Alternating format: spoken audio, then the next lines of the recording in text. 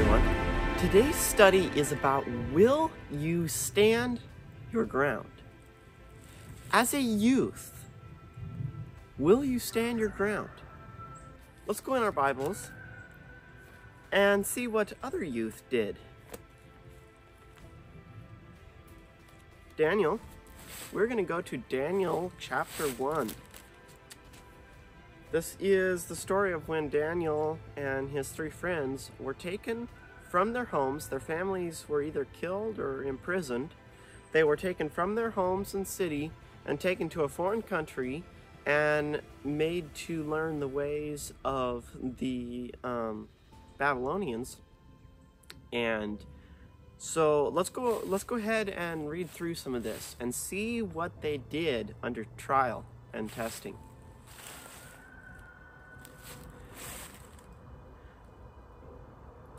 Daniel chapter 1 and verse 5 says, "And the king appointed them a daily provision of the king's meat and of the wine which he did drink, so nourishing them 3 years, that at the end thereof they might stand before the king." Then going on to verse 6, it says, "Now among these were of the children of Judah, Daniel, Hananiah, Mishael, and Azariah."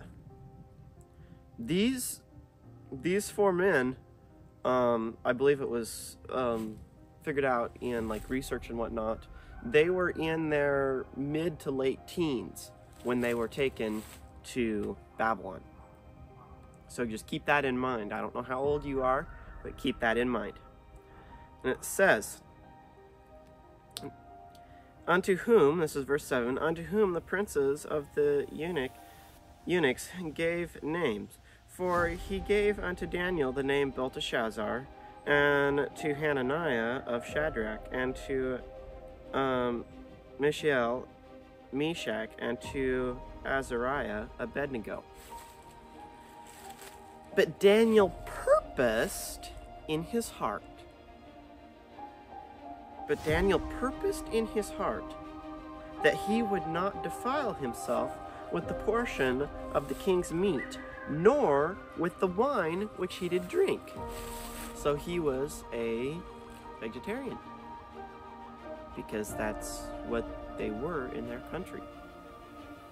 Then they go to a heathen country that's eating meat and wine, and he purposed that he would not defile himself. Skipping down to verse 10, it says, "And the prince of the eunuchs said unto Daniel, I fear my lord the king, who hath appointed your meat and your drink. For why should he see your faces worse, lacking than the children which are of your sort? Then shall ye make me endangered my head to the king." So the man that's given the job of feeding them and watching over them, he's like, I don't think this is a good idea. You need to eat what the king's given you, because otherwise he's going to be mad and we're all going to be dead. Then Daniel said to Melzar, whom the prince of the eunuchs had set over Daniel, Hananiah, Mishael, and Azariah, "Prove thy servants, I beseech thee, 10 days, and let them give us pulse to eat and water to drink." Pulse is like a vegetable, like beans, lentils, stew, vegan stuff. "Then let our countenances be looked upon before thee, and the countenance of the children that eat of the portion of the king's meat. And as thou seest, deal with thy servant." He is putting faith in God, that God will give them a healthier countenance because of their faith to stand for him. And then, of course, Daniel's 3 friends were tried in the fiery furnace. They were in their mid-20s, I believe. Daniel was about somewhere in his 60s or 70s, I believe, when he was put in the lion's den. So they had their trials, but what I'm mainly looking at is trials in youth. So, anyone else in the Bible that was a youth that went through trials? Let's go to Genesis. I bet you can guess where I'm going. This used to be my favorite story in the Bible.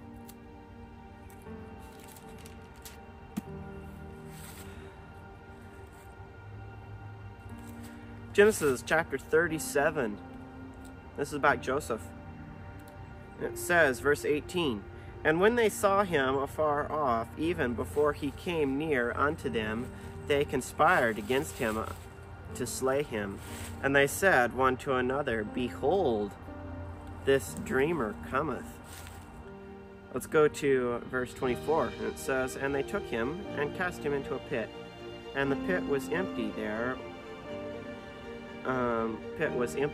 There was no water in it. Then they took his coat and they put goats or sheep's blood on it to appear that he had been torn to pieces by a wild beast. And they took Joseph's coat," this is verse 31, "and killed a kid of the goats and dipped the coat in the blood." Their plot. Chapter 39, verse 1 says, "And Joseph was brought down to Egypt. And Potiphar, an officer of Pharaoh, captain of the guard, an Egyptian, bought him of the hands of the Ishmaelites, which had brought him down thither." So he was just sold as a slave, chained up, taken to a different country. And now he's a slave in this country. And it was his brother's fault. Just think of that. If that were to happen to you, what would you do? But he purposed on his way to Egypt that he would stand firm. Joseph found grace in the sight of his Lord in verse 4. Verse 7 is when his Lord's wife said here in verse 7, "And it came to pass after these things that his master's wife cast her eyes upon Joseph and said, Lie with me." But he refused, and then we have this whole mess where he ends up, he stands firm, but he gets thrown in jail. Then he gets out of jail. And before long, because of his faithfulness, God honors him in giving him the position of being second ruler in the kingdom, second in charge, basically, under the king. And then there's one more person I just want to briefly cover, and that is, we have in Psalms, the writer of Psalms, David. His life, when he wrote the Psalms, a lot of those were out of pleading to the Lord and grief because of his life.